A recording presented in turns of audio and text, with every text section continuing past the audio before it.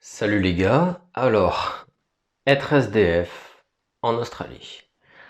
Alors personnellement j'ai été SDF 3 fois, 3 nuits en Australie. Alors la première fois ça a été à l'aéroport en Nouvelle-Zélande. J'attendais mon avion tout simplement et j'ai passé une nuit à l'aéroport en SDF quoi. J'avais pas de chambre à moi pour dormir, du coup c'était assez compliqué. Je me souviens que les chambres les plus proches étaient à quelque chose comme 120-140 dollars la nuit. Je voulais pas mettre ce prix-là. Et sinon, si je voulais des prix un peu plus raisonnables, il fallait conduire 1 heure au sud de l'aéroport. Je n'avais pas, donc c'était l'aéroport d'Auckland. Je n'avais pas de voiture, du coup, ce n'était pas possible non plus. Alors oui, je sais que je fais un petit aparté sur la Nouvelle-Zélande, mais bon, c'était de la Nouvelle-Zélande à l'Australie, du coup, allez, on s'arrange, ça rentre. Mais oui, du coup, j'ai dû dormir à l'aéroport, très très compliqué. Je me souviens que je mettais des vêtements sur mes yeux pour cacher la luminosité de l'aéroport, des lumières. Comment dire, je mettais ma tête contre mon sac à dos. J'avais pris un sac à dos, du coup je mettais ma tête contre le sac à dos pour que ça fasse oreiller. Mais autant vous dire que c'était pas ma meilleure nuit. Oui, du coup, pour dormir, c'est très très compliqué. Ensuite, pour manger, bah, au moins, je vais manger au McDo. D'ailleurs, leurs McDo sont excellents en Nouvelle-Zélande. Franchement, viande de qualité, j'ai beaucoup aimé. Je vais pouvoir repartir en Australie. Là, j'ai pris les billets d'avion. Là, je suis dans l'aéroport d'Auckland. Je vais dormir ici en fait, parce que en mode clochard. Parce que une nuit dans un hostel, c'est à genre 4h30 à pied, 1 heure à voiture. Ce qui est chiant. Et les autres nuits d'hostel, donc toujours auberge de jeunesse, quand je dis hostel, je pense à auberge de jeunesse, c'est genre 160 à côté de l'aéroport. Donc c'est beaucoup trop cher pour dormir dans un dortoir, faut pas déconner non plus. Là je me dis que j'aurais peut-être pu aller vérifier, mais au final flemme. J'ai pris un autre billet d'avion, donc du coup c'est pour demain 7h30. Il est 23h. Non, il est 21h, il est 21h, pardon. Ouais, il est 21h, je commence à tout confondre. Il est bientôt 21h. Si j'avais pris une nuit dans un hostel, bah, au final, j'aurais pas tant dormi que ça, quoi. Le temps d'y aller, de revenir et tout, enfin bref, c'est un peu chiant. Du coup, je préfère là dormir à l'aéroport. Comme ça, je vais pouvoir dormir un minimum. Je vais me trouver un coin où me poser là dans l'aéroport et puis je vais me poser et je vais essayer de dormir. Et aussi, il faut que je vous montre un truc trop stylé. C'est en face de moi. Tout à l'heure, c'était ouvert. J'aurais pu aller. Mon avion il part à 7h30 demain. Du coup, il va falloir que je sois à l'aéroport à 5h30. Enfin bref, c'est pour ça au final. Je pense que sur tous les plans, c'est mieux que je reste à l'aéroport. Il y a une boutique souvenir spéciale All Blacks. Ce qui est quand même assez stylé, il faut bien se l'avouer. En fait, il est tout petit le shop. Mais il y a quand même des trucs à l'intérieur. T-shirt et tout quoi.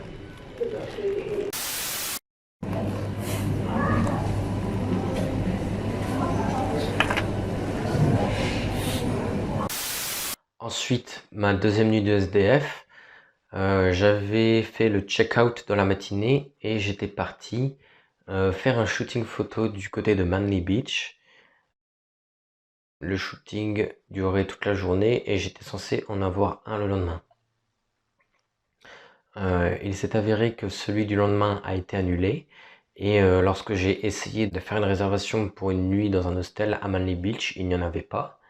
Donc en fait, j'étais avec ma petite valise. Je me souviens, j'avais laissé la grosse valise dans une chambre d'un ami dans l'hostel.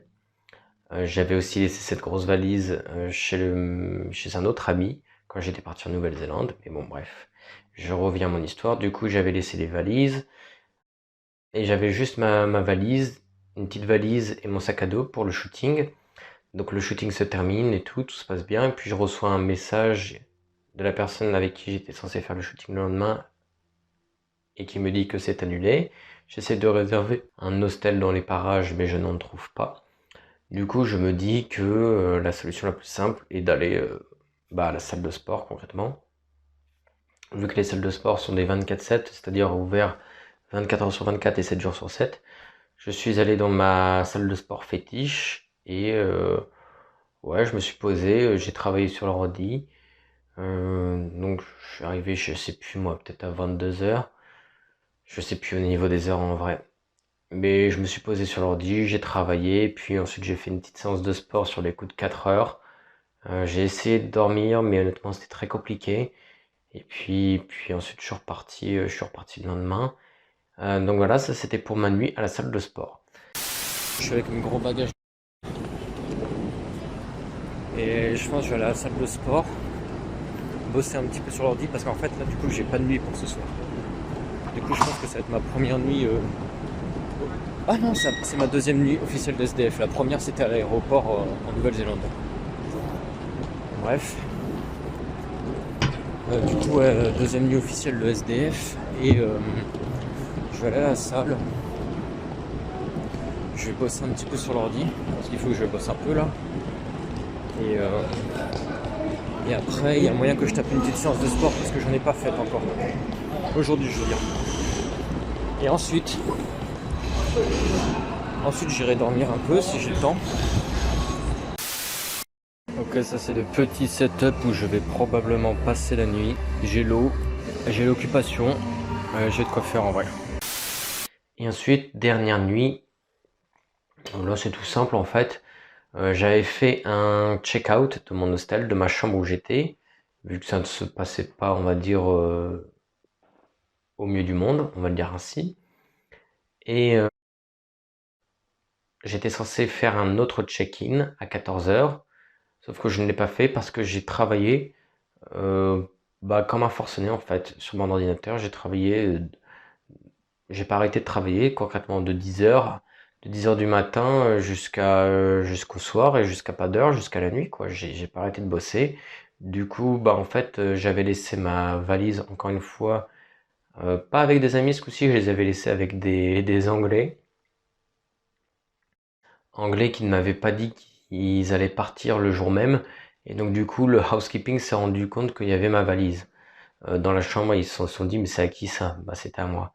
Mais en fait, je pensais que les Anglais auraient la présence d'esprit de me dire s'ils allaient partir ou pas. Bon, visiblement, ils l'ont pas eu.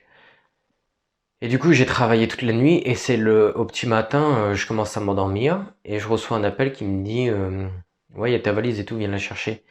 Et donc du coup, je suis parti la chercher. Et pour moi, en fait, il n'y avait pas de souci. Comment dire, j'étais toujours dans les locaux de l'hostel, mais je me souviens pas avoir utilisé les cuisines. J'utilisais en gros j'ai seulement utilisé la douche, quoi. Du coup, pour moi, j'avais pas forcément besoin de payer, mais ils m'ont quand même fait payer au final le prix d'une nuit classique, alors que je n'étais pas dans une chambre. Ce qui, je trouve, est un peu culotté, mais bon, bref. Du coup, ouais, j'avais passé la nuit en fait à bosser et j'étais SDF entre guillemets puisque j'étais quand même dans un hostel, mais j'avais pas une chambre où il y avait mon nom à la chambre quoi. Voilà, c'était plus dans ce sens-là. Ensuite, pour ce qui est des vrais SDF, parce que moi j'ai été SDF que 3 nuits, donc il y a plus de SDF selon les endroits. À Haymarket, j'en voyais très peu. Ensuite, j'ai été à Potts Point et à King's Cross, et là j'en voyais pas mal, des crackheads aussi. Bah, souvent ça va de pair en fait, SDF et crackhead. Donc j'en voyais plus de ce côté-là. Faut savoir aussi qu'il y a des centres d'accueil parfois. Donc il y en avait à Potts Point, il y en avait un, je me souviens. Donc ils accueillent tout simplement les SDF.